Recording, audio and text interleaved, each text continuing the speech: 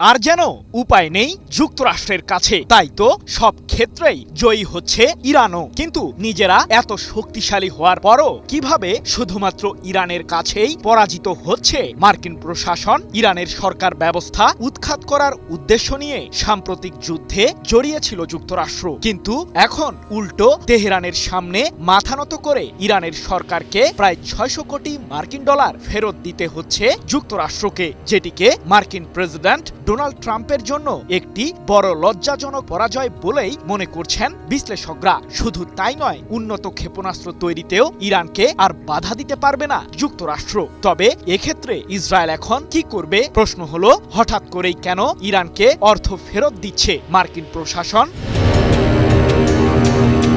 কথায় আছে, চোরের 10 দিন তো গেরস্তের একদিন। আর ইরান যেন এক্ষেত্রে গেরস্তের ভূমিকা পালন করছে, কারণ সাম্প্রতিক যুদ্ধে যুক্তরাষ্ট্র ও ইসরায়েলের সামরিক বাহিনীকে নাজেহাল করে মধ্যপ্রাচ্যে এক ভিন্ন ধরনের শক্তিতে পরিণত হয়েছে ইরান। কিছু বিশ্লেষক আবার দেশটির এমন অবস্থানকে পারস্য উপসাগরীয় অঞ্চলের নতুন পরাশক্তিও বলছেন।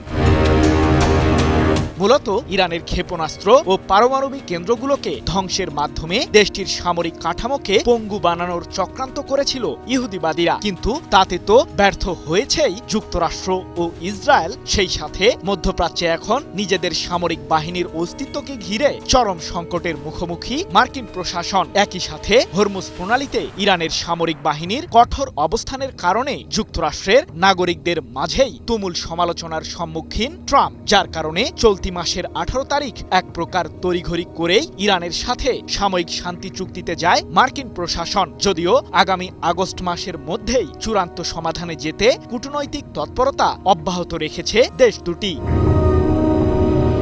তবে সাময়িক এই সমঝোতা স্মারকে সইয়ের মাধ্যমেই ইরানের কাছে এক প্রকার পরাজিত হয়েছে যুক্তরাষ্ট্র, কারণ এই চুক্তির মাধ্যমে ইরানের উপর জারি থাকা মার্কিন নিষেধাজ্ঞা প্রত্যাহারে সম্মত হয়েছেন ট্রাম্প। পাশাপাশি কাতারে আটকে থাকা ইরানের প্রায় 12 বিলিয়ন মার্কিন ডলার ফেরত দেবারও প্রতিশ্রুতি দিয়েছেন যুক্তরাষ্ট্রের প্রেসিডেন্ট।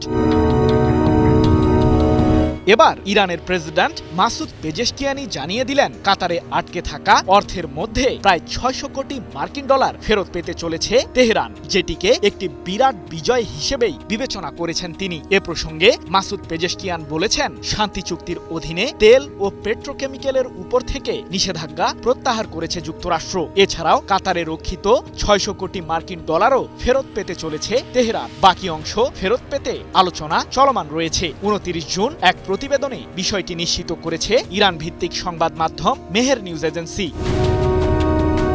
যুক্তরাষ্ট্র ও ইসরায়েল সমস্ত সক্ষমতা ব্যবহার করে ইরানকে অস্থিতিশীল করতে চেয়েছিল, এমনটি জানিয়ে মাসুদ পেজেশকিয়ান আরও বলেছেন, জনগণের সহনশীলতা এবং আমাদের সামরিক বাহিনীর কৌশলের কাছেই ইহুদিবাদীরা পরাজিত হয়েছে। তবে কি পারমাণবিক ইস্যুতেও সফলতা পেতে চলেছে ইরান? কি বুঝলেন ভাই? অনলি জেডাই চাই। ইরানের কাছে থাকা বিপুল পরিমাণ সমৃদ্ধ ইউরেনিয়ামকে ঘিরেই এখন শঙ্কায় রয়েছে ইসরায়েল, কারণ এই ইস্যুতে কোনো ধরনের সমাধানের পথ বের করতে পারেননি মার্কিন প্রেসিডেন্ট ট্রাম্প। শুধু তাই নয়, ইরানের ক্ষেপণাস্ত্র কার্যক্রমকে ঘিরেও চুক্তিতে কোনো শর্ত আরোপ করতে পারেনি যুক্তরাষ্ট্র, যার কারণে ট্রাম্পের প্রতি কিছুটা মনক্ষুণ্ণ ইসরায়েলের প্রধানমন্ত্রী বেনিয়ামিন নেতানিয়াহু। তাই তো সমরবিদরা বলছেন, পারমাণবিক অস্ত্র তৈরিতে নিজেদের মত বদলাতেও পারে ইরান। সৃজন মাহমুদ, নিউজ 24।